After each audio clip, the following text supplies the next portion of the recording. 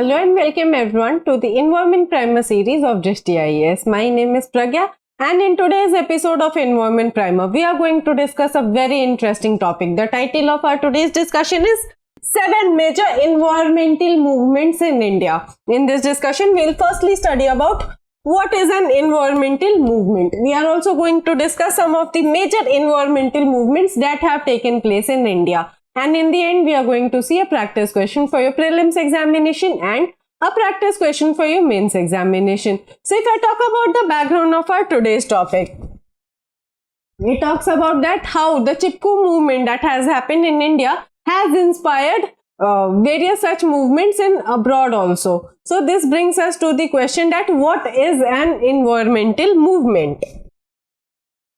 So an environmental movement can be defined as a social or a political movement for the conservation of environment or for the improvement of the state of the environment. So basically the activists or the mass people, they come together to protect the environment against the environmental degradation. Okay. So the environmental movements favor the sustainable management of natural resources. The movements often stress the protection of the environment via changes in the public policy. Many movements are centered on ecology, health and human rights. So these movements not only talk about ill impacts of environmental degradation, they also talks about how a community can come together to save the environment, how a community can ask their basic human rights, how the community can protect their own environment and how it can change the public policy as well. Now let us discuss the major environment movements that have happened in India. Okay.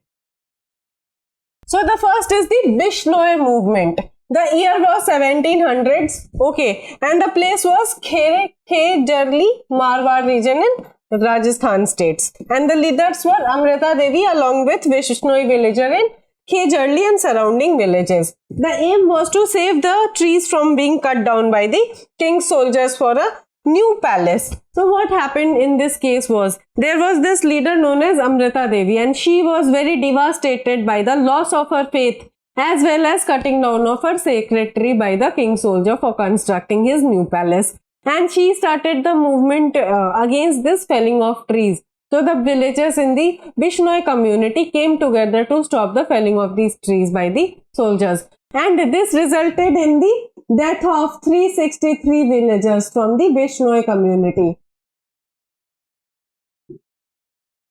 The Bishnoi community considers nature to be very sacred in nature. They worship the nature. And that is why they were very much influenced by the destruction of trees in their region. So what happened was, the king immediately came and apologized to the community. And the king also asked the soldiers to, stop the logging or cutting down for the trees for his new palace.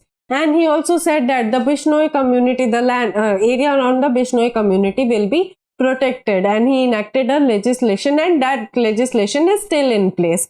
And that is why the Bishnoi community is very famous for fighting for their rights, fighting for the environmental rights, fighting for the basic human rights as they worship the nature. So first was the Bishnoi movement. Then happened the Chipko movement, very famous movement that shaped various environmental laws in India. Chipko means to hug. And this movement is associated with hugging the trees to protect them from falling down. So the year was 1973. The place was in Chamoli district and later at Tehri Garhwal district of Uttarakhand. The leaders were definitely Sundarlal Bahuguna, a very prominent face, Gaura Devi, Sudesha Devi, Bachni Devi, Chandi Prasad Bhatt, Govind Singh Rawat, Dhoom Singh Negi, Samsher Singh Bisht and Ghanashyam Rathori. So Sundarlal Bahuguna, who was the main leader, created awareness in the villagers about protecting their natural trees as they provide us with rains, as they provide us with various other resources. So he said that you should not let environmental degradation happen, deforestation happen, and you should protect the trees. So the villagers started tying sacred threads around the trees, and whenever the administration wanted to cut the trees, they used to hug the trees, and that is why it is known as the Chipko movement. And this Chipko movement led to the enactment of the Forest Conservation Act of 1980.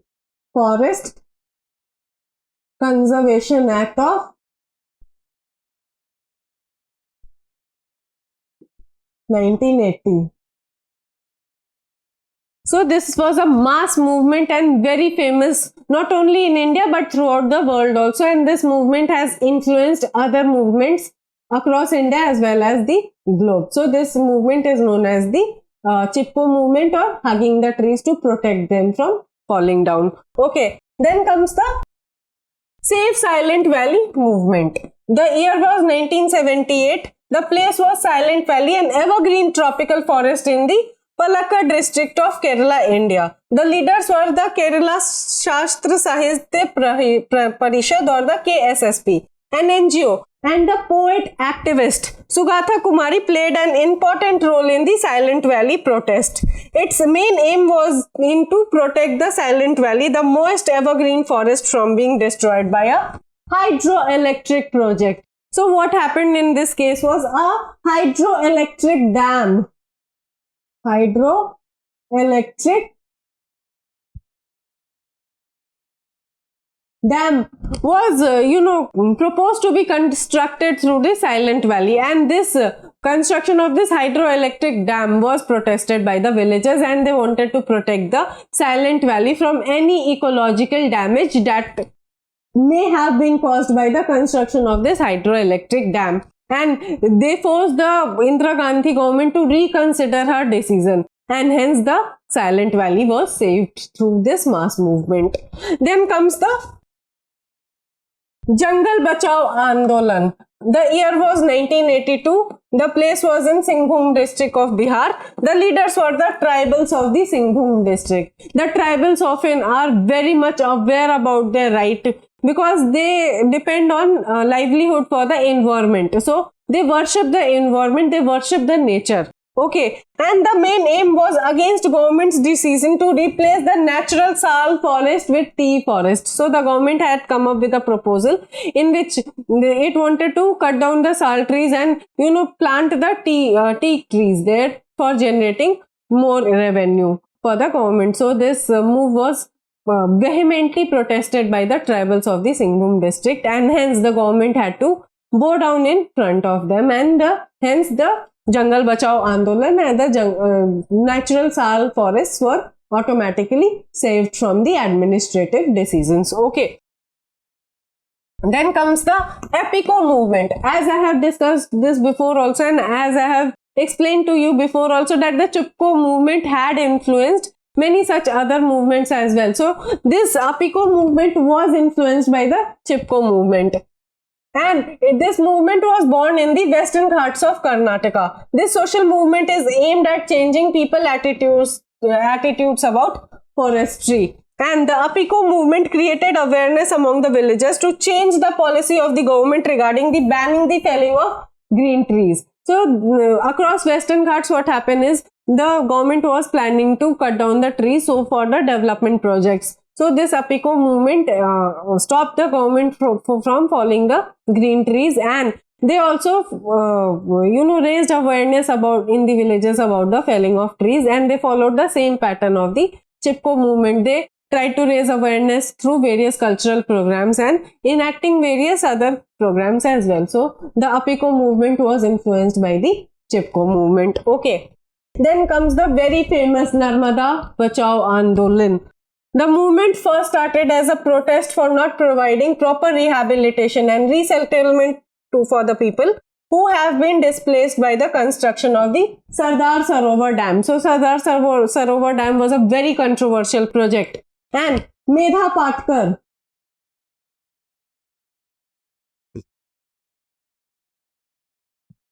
was the main activist responsible for the Narmada Bachao Andolan. She, proposed the anti-dam building culture in India. Anti-dam building culture in India. So, as a part of the project, many of the dams were supposed to be built from Maharashtra to Gujarat. So, she proposed that anti-dam building should be there. And she also said that the dams are damaging the natural environment, and hence they should not be encouraged. Okay. So in October 2000, the Supreme Court gave a judgment approving the construction of the Sardar Sarovar Dam with a condition that the height of the dam would be raised to 90 meter. The original height was 130 meter. Okay. The activists were arguing that reduce it to 88 meter because it could be very harmful for the environment and it could cause flooding of the surrounding region. So this anti-dam project was first started through the Narmada Bachao Andolan, and this Narmada Bachao Andolan was so successful, was so popular that even the World Bank withdrew from the project. However, they could not really save the dam from building, but the Supreme Court has said that the height will be reduced to 90 meters. Okay.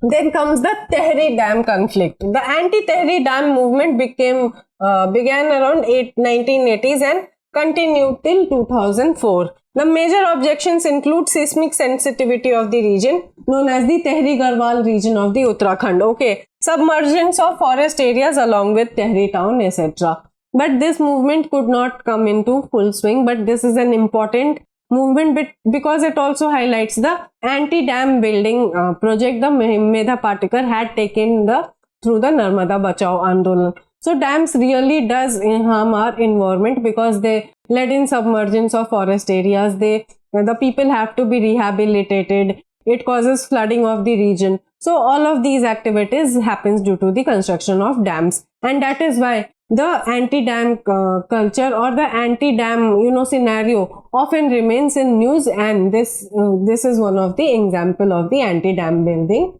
culture that the activists often argue about. Okay, so these were some of the important environmental movements in India, and with this we come to a conclusion of our today's discussion. We have discussed the very famous Bishnoi movement, Chipko movement, Tapiko movement, Narmada Bachao Andolan, and we have also seen that how people can come together as masses to protect the environment against the decisions of the government as well. The recent example is the ARAI forest, which is a very famous forest in Pune. The government wanted to fell down the trees in the ARAI forest or clear the ARAI forest for development, but due to the mass agitation by the people, the ARAI forest in the Pune was saved from any such action. So we need to come together to protect our environment against the policy decisions as well, and we need to fight for our environmental rights as well. Okay, so now let us see a practice question for your prelims examination. So the question is, which of these following statements are incorrect? Kindly note the word incorrect. You have to find out the incorrect statement. Okay, it is about the Chipko movement. So the Chipko movement, your option A was an environmental movement to prevent deforestation. Then your option B was started in the year 1973. Your option C was a movement against alcoholism started by the women. And your statement number D is demanded that local community should have control over their natural resources. Which of the following statements given are incorrect? Kindly let me know in the comment box below. Now let us discuss a practice question for your mains examination.